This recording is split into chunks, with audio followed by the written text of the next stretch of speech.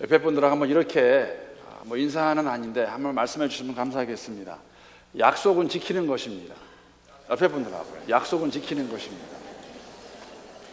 3주 전부터 교회 주보를 잘 보시는 것 같습니다. 주보 광고를 통해서 오늘이 이제 7월 4일 독립기념일 주말에 예배 드리면서 제가 이제 거기다가 이렇게 우리 교회에서 내면서 뭐라고 그랬냐면은 4th of July 바비큐 하면서 준비물에 돗자리 앤 간단한 복장, 그렇게 간단한 옷이라고 썼어요.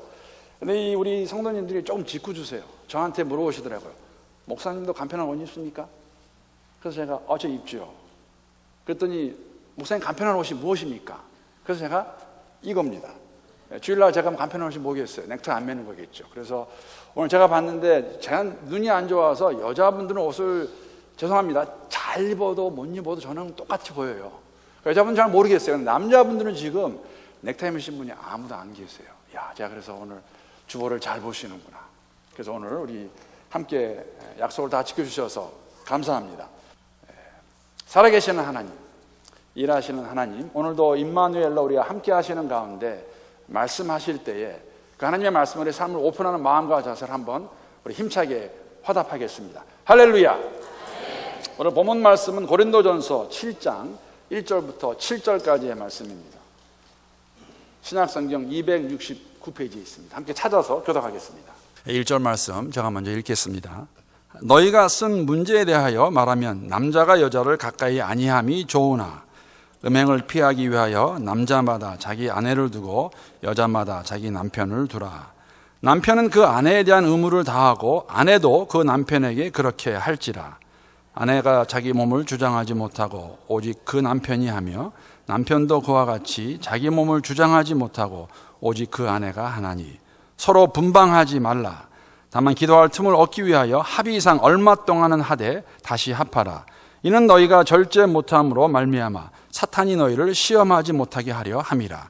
그러나 내가 이 말을 함은 허락이요 명령은 아니니라. 함께 읽겠습니다. 나는 모든 사람이 나와 같기를 원하노라. 그러나 각각 하나님께 받은 자기의 은사가 있으니 이 사람은 이러하고 저 사람은 저러하니라. 아멘. 하나님의 말씀입니다.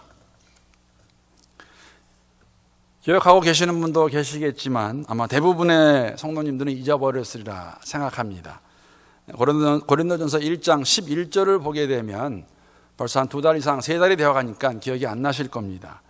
에베소에 거주하고 있던 사도 바울에게 근로의 집 사람들이 사도 바울에게 고린도 교회 상황을 말해 줍니다. 그러나 오늘 1절 내용을 보게 되면은 그뿐만 아니라 고린도 교회 성도들이 직접 써서 자신들의 문제를 사도 바울에게 보내었고 조언을 구한 것을 알 수가 있습니다. 그렇게 보게 되면 1장부터 6장까지의 내용은 고린도 교회 성도들이 써서 알려준 것이라고 보기보다는 근로의 집을 통해서 듣게 되는 그 문제들, 1장부터 6장까지의 문제를 크게 2가지로 볼 수가 있습니다. 하나는 성도들이, 교인들이 분당하는 가운데 분쟁하는 문제와 또 다른 것은 음행과 같은 도덕적인 문제가 있었다는 것이죠. 어떻게 보면 그러한 것들을 말하고 싶지 않았을런지도 모르겠습니다. 좀 창피한 일이기도 하고, 그러나 사도 바울에게는 이것이 굉장히 심각한 문제였기 때문에, 교회를 해칠 수 있기 때문에 아주 단호하게 또 단도직입적으로 그렇게 책망하는 것을 저희들이 볼 수가 있었습니다. 그러나 오늘부터는 그들이 물어온 질문을 가지고 조언하는 것입니다. 그렇기 때문에 6절 같은 데 보게 되면 이러한 말도 사도 바울이 씁니다. 내가 이 말을 하면 허락이요 명령은 아니니. 사도 바울의 조언입니다. 물론 이 말씀 가운데서 우리가 듣고 함께 묵상하는 가운데 적용할 것들이 있는 건 사실이지만 그런 면에서는 오늘부터 나오는 7장 이후의 그 내용은 조금은 앞에 비해서 비교적 융통성이 있고 또 적용을 잘 할 수 있게 저희들이 힘을 보여주는 것이라고 말할 수가 있겠습니다. 오늘부터 함께 나눌 이제 7장부터 나오는 문제들은 이러한 문제들입니다. 결혼 문제, 또 독신의 문제, 우상에게 제물을 바친 고기에 대한 문제, 또 예배 시 예절 문제, 또 성만찬의 질서 문제, 영적 은사들에 대한 문제, 또 부활에 대한 문제들을 교회에서 물어왔고 사도 바울이 거기에 대해서 말하고 있는 것을 저희들이 볼 수가 있습니다. 한 가지 오늘 말씀을 다시 한번 준비하면서 느낀 것은 뭐냐면은 앞에도 그랬지만은 사실 이 고린도 교회 안에 있던 문제들이 오늘날 교회 안에도 약간 다른 모습이 될 수 있긴 하겠지만 동일하게 존재하고 있다는 것이죠. 그렇기 때문에 바라면서 또 기도하는 것은 이러한 문제들을 우리가 함께 잘 보고 묵상하는 가운데 또 교회가 함께 잘 적용할 수 있으면 좋겠습니다. 오늘 본문의 주제는 부부 생활입니다. 좀 더 자세히 말씀을 드리면 부부의 성생활입니다. 성에 대하여 믿는 사람들이 여러분과 제가 가지고 있는 생각이 무엇일까? 이렇게 질문을 드리면 어떻게 대답하시겠습니까? 오늘 이 본문을 가지고 제가 제목도 어떻게 잡았냐면은 아름다운 부부 생활을 위하여, 그냥 아름다운 성생활을 위해 하려다가 주변에 올라가는 거기 때문에 제가 성자는 뺐습니다. 아름다운 부부 생활을 위하여. 어쩌면은 여러분들 가운데, 성도들 가운데 이런 생각을 가질 수도 있습니다. 어떻게 교회 안에서 이런 것을 말할 수 있단 말인가? 성에 대해서. 참 말하기 거북하다고 느낄 수도 있을 것 같습니다.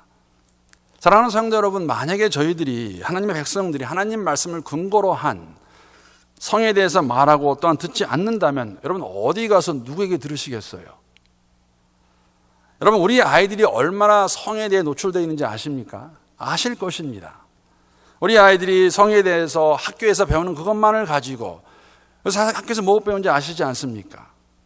며칠 전에 동성연애 선생이 아이들에게 동성연애에 관한 스토리를 읽어주었어요. 그게 요새의 사실입니다. 요새의 현실입니다. 우리의 손주들이 어디에서 무엇을 배우고 있는가?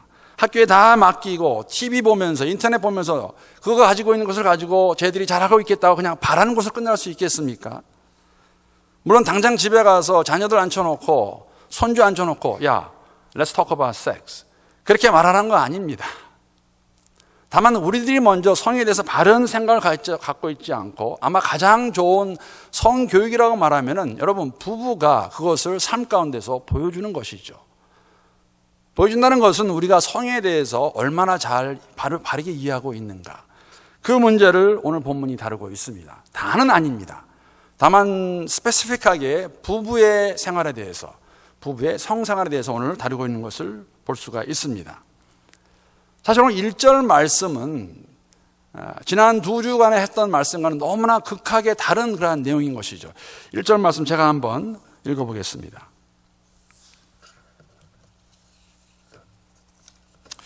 자, 이거를 놓으면서요.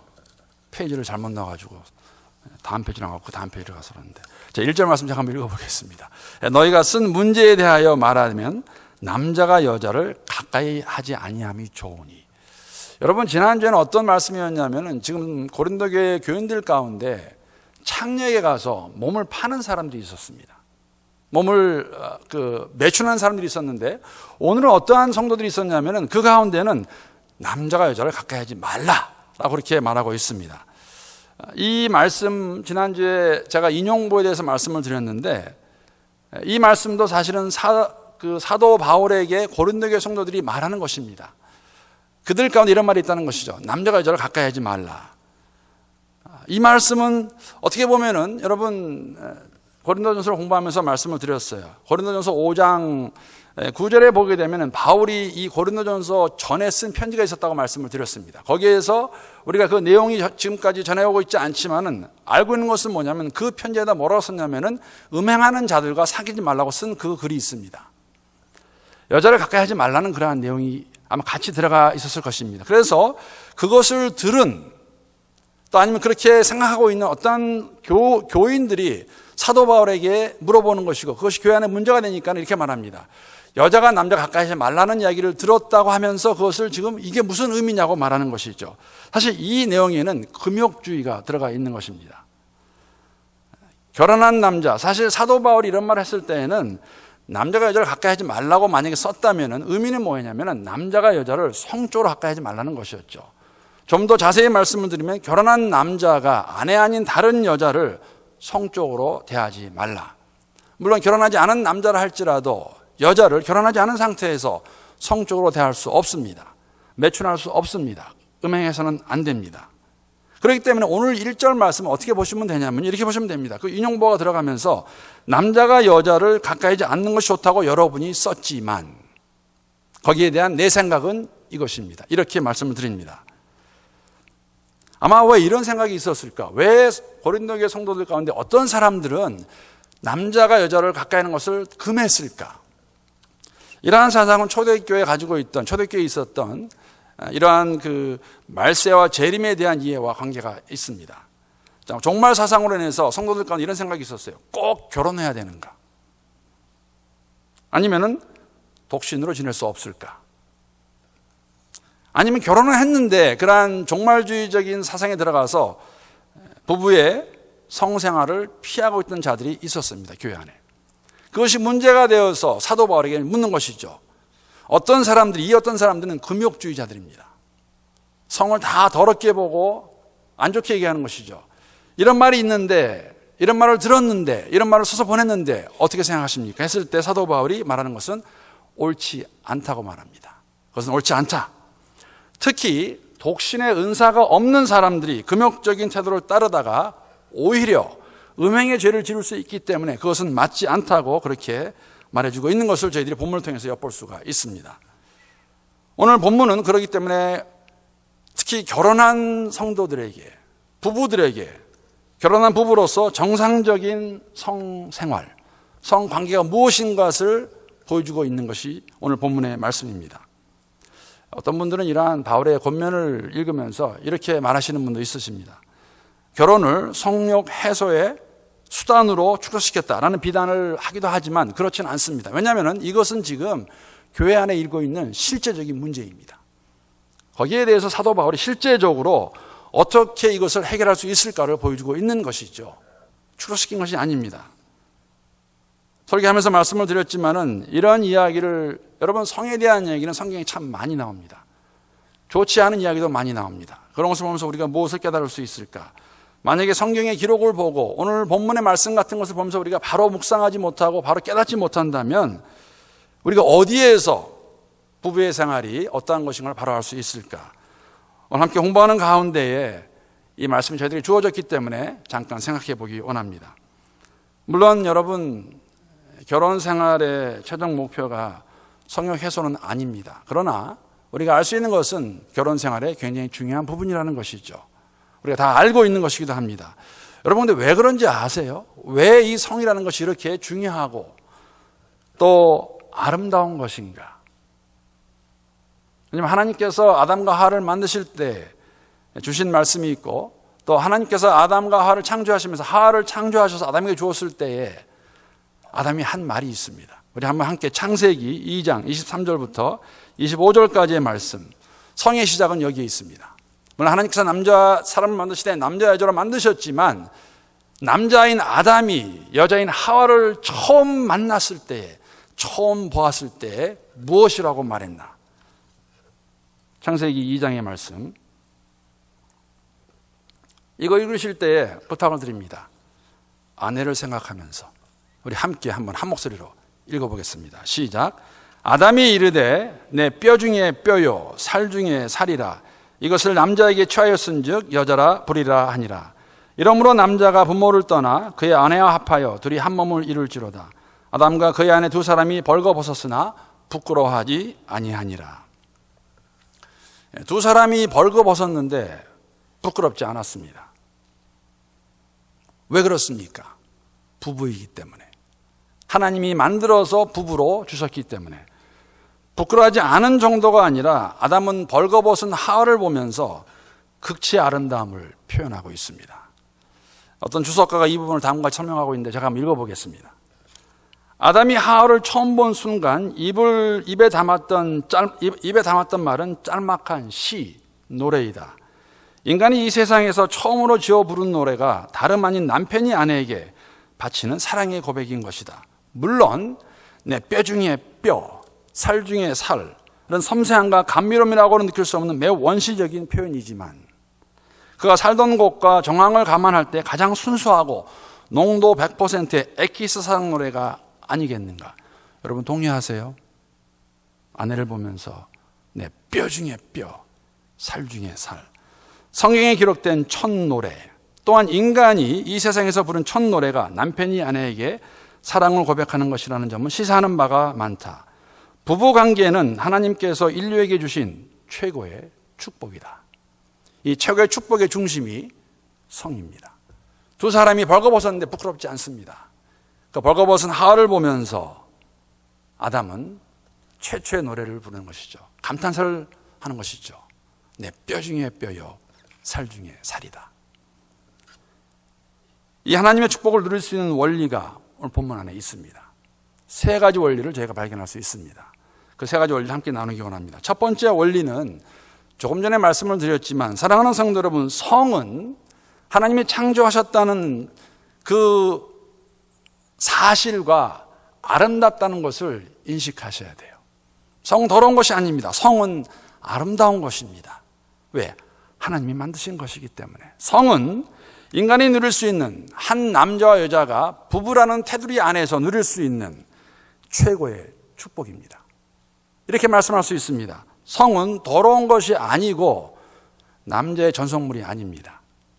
남자 여자에게 함께 주신 것이라는 것이죠. 이런 말씀을 드리냐면은, 여러분 공감하실 겁니다. 모든 문화를 초월하는 전통적인 결혼관에 이런 생각이 있습니다.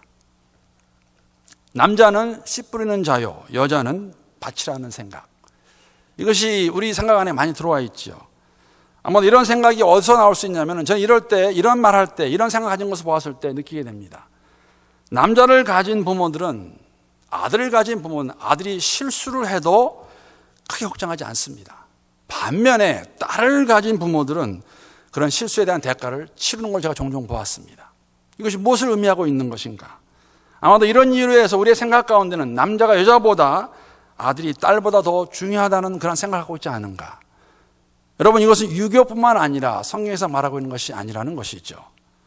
이러한 생각과 태도가 우리의 부부 관계에서도 그대로 반영이 돼서 아내는 무조건 남편에게 복종하는 존재, 성적으로도 남편의 만족의 대상이 되는 것으로 생각하는 것. 그렇기 때문에 결과적으로 오늘 세상에서는 어떤 것이 있냐면은, 일방적으로 성윤리는 여자에게 아내에게 많이 강요되고 있고, 남자들은 음행을 해도 maybe back in our mind it's okay. 한국에 50% 이상 되는 남자들이 매춘을 괜찮다고 생각하면 무엇을 말하고 있는 것일까? 이러한 것들이, 심지어는 능력 있는 남자는 아내 외에 더 다른 여자를 가져도 괜찮다는 생각. 우리 다 아는 이야기 아닙니까? 한국에 얼마 전까지만 하더라도 우리 부모님 세대에서는 공식적으로 처벌둔 사례라든지 작은 집이 있었습니다. 이러한 것은 오늘날 중국에서도 계속 이어지고 있죠. 정말 능력 있는 사람, 재물이 있고 권력 있는 사람들은 다 본초에 다른 여인이 있다고 말합니다. 여러분 기억하실 거예요. 제가 제 가족을 소개할 때 저는 아내가 하나입니다 말합니다. 다 농담은 아니에요. 워낙 그런 사람들이 많기 때문에. 이러한 것들도 우리가 잘못 가지고 있는 이러한 성에 대한 생각이 우리를 지배하고 있다는 것이죠. 오늘 본문은 음행을 피하기 위해서라도 아내를 두라고 말하고 있고 남편을 두라고 말하고 있습니다.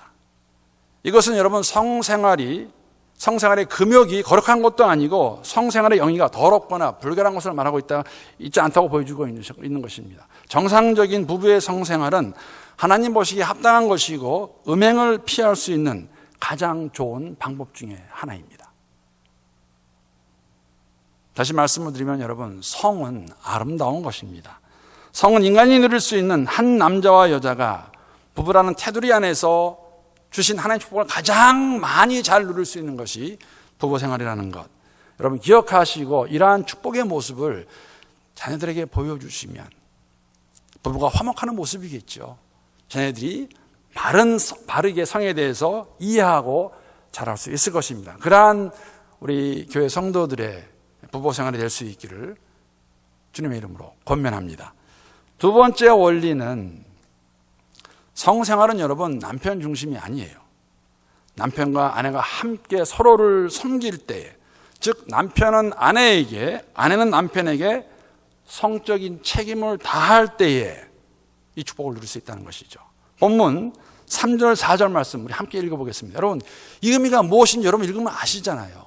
그 말 그대로입니다. 자, 3절 4절 한번 읽어보겠습니다. 시작. 남편은 그 아내에 대한 의무를 다하고 아내도 그 남편에게 그렇게 할지라.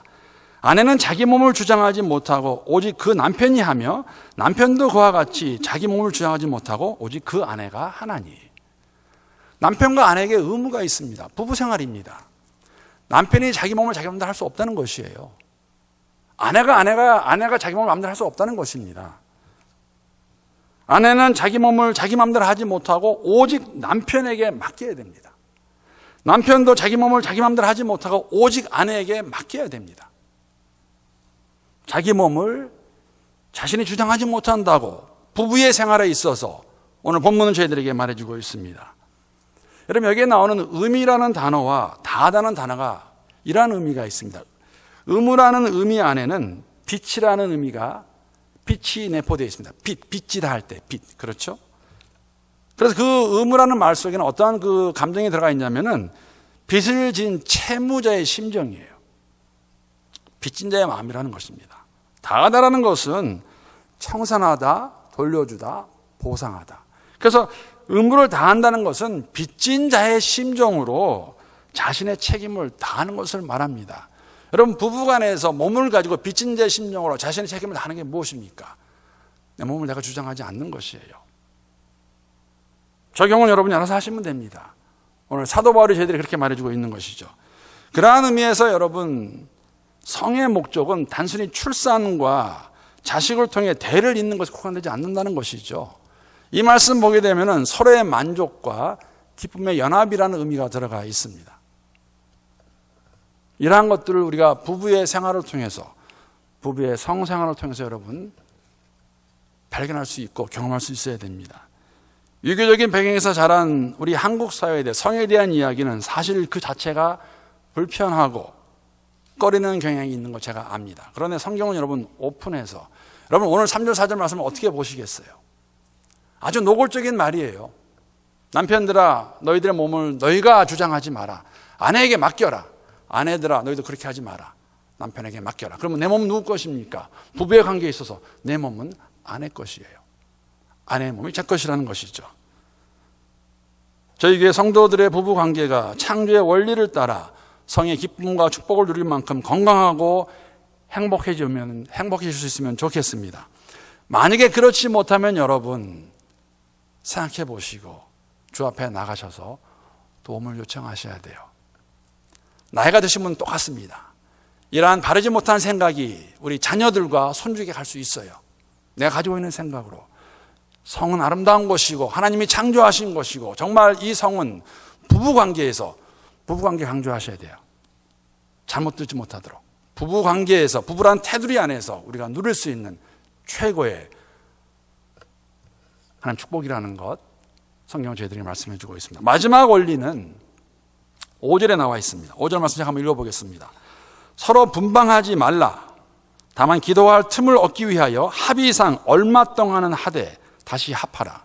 이는 너희가 절제 못함으로 말미암아 사탄이 너희를 시험하지 못하게 하려 함이라. 세 번째 원리는 무엇이냐면 특별한 목적이 없이 성생활을 거부하는 것은 옳지 않습니다. 오늘 보면은 저에게 한 예를 들어주고 있죠. 여러분, 기도하기 위해서, 기도에 전념하기 위해서 우리가 금식도 하는데 그 당분간의 얼마간의 시간을 같이 한 방을 안 쓸 수 있습니다. 그러나 그렇게 하는 두 가지 조건이 있죠. 첫 번째 조건은 뭐냐면 혼자서 한다고 하시면 안 돼요. 합의하셔야 돼요. 남편과 아내가. 그리고 합의가 된 상태에서도 오래 가시면 안 돼요. 짧게 하라고 말합니다. 왜? 사탄이 틈을 노려서 음행할 수 있는 기회를 잡을 수 있기 때문에 그렇게 하지 말라고 저희들에게 말하고 있습니다.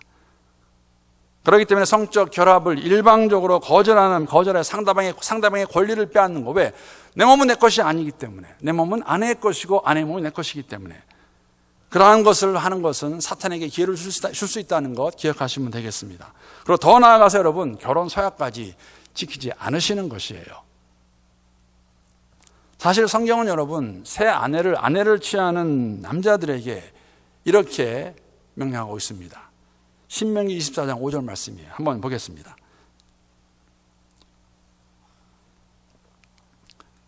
여러분, 이런 구절이 있는 거 아셨는지 모르겠어요. 사람이 새로이 아내를 맞이하였으면 그를 군대로 내보내지 말 것이요 아무 직무도 그에게 맡기지 말 것이며 그는 1년 동안 한가하게 집에 있으면서 그가 맞이한 아내를 즐겁게 할지어다. 신명기의 내용은 광야의 생활을 하고 있는 이스라엘 백성들에게 주어진 말씀입니다. 그 당시의 일입니다. 여러분, 출애굽하여서 우리가 알고 있지만은 그 출애굽한 이스라엘 백성들을 바로가 가만 놔두지 않았어요. 그들을 다 멸살시키려고 쫓아왔습니다. 여러분, 가나안 땅에 들어가기 전까지 광야에서도 이방인들이 있었습니다.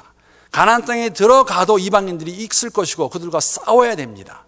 나라를 지켜야 돼요. 우리는 이것을 오늘날 말하게 되면은 국방의 의무라고 말하죠. 국방 의무 잘못 지켜가지고 안 하겠다고 그래서 여러분 아시잖아요. 어떤 가수는 지금도 한국 못 가고 있어요. 얼마나 중요한 일입니까? 그런데 이 의무를 1년간 쉬게 해주는 거예요. 왜?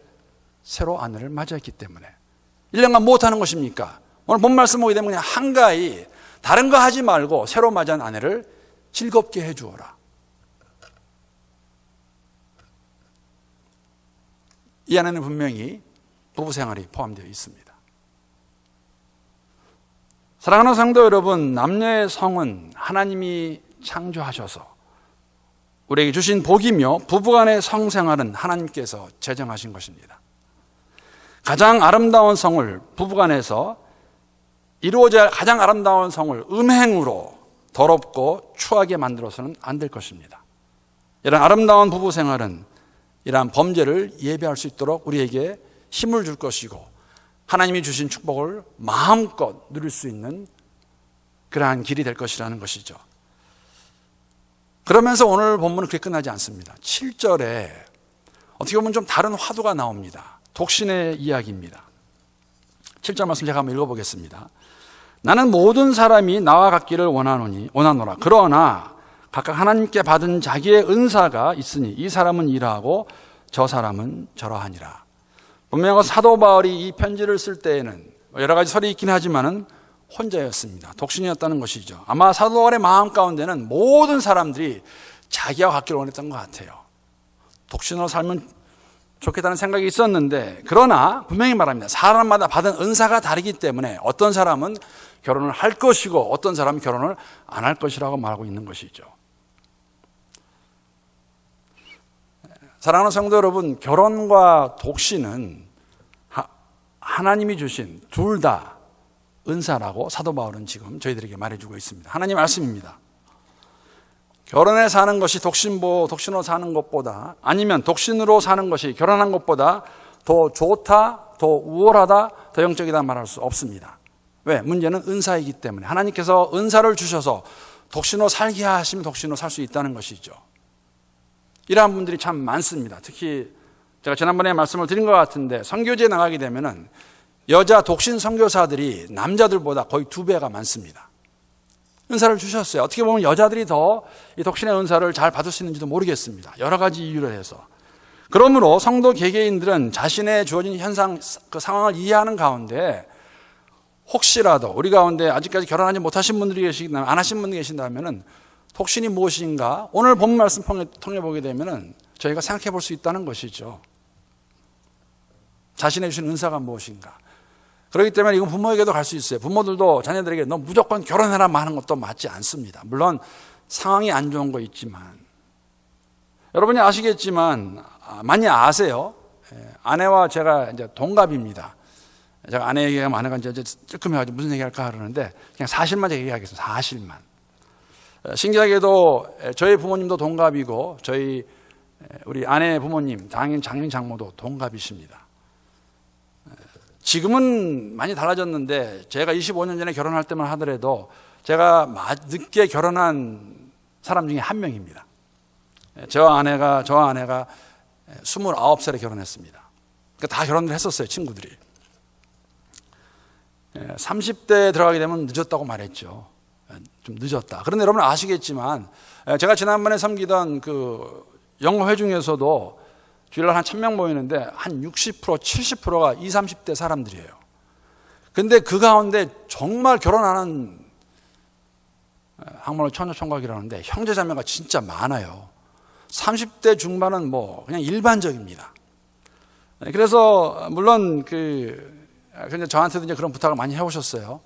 좋은 남자 없냐, 여자 없냐. 그런데 이 남자, 여자 만난다는 게 이게 사람의 인위적인 걸로 되지 않는 거 다 아실 것입니다. 사실 이제 제가 그걸 보면서 느낀 게 뭐냐면은 사실은 이제 저는 그런 마음도 가진 게 있었습니다. 다 결혼을 해야 될까? 말씀드린 대로 상황이 그렇게 안 될 수도 있어요. 특히 제가 제 아내 이야기를 한 것은 여러분 아시겠지만 저보다 아내가 조금 늦게 미국을 왔습니다. 18살 때. 대학교 1학년 때, 1학년 중간쯤에 이제 유학을 와서 그때 유학 와가지고 본인의 말에 의하면은 정말 공부를 열심히 했어요. 그냥 죽자 사자 해야 되니까. 그러다 보니까는 공부하다 보니까는 결혼 정년기를 놓쳤습니다. 그래서 이제 29이 되었을 때 이제 저를 만나게 됐는데 그것도 뭐 긴 이야기지만 어쨌든 제가 나중에 들으면서 참 감사하고 잘했다는 생각이 있었습니다. 그것이 뭐냐면은 아내가 그런 말을 저에게 했어요. 만약에 당신까지도 하나님이 인도하신 사람이 아니었으면 나는 하나님이 혹시 아니더라고요. 그냥 나를 독신으로 살라고 하는 것이 아닌가 하는 생각을 했다는 걸 저에게 들었습니다. 여러분 오늘 왜 사도 바울이 독신에 대해서 말을 할까?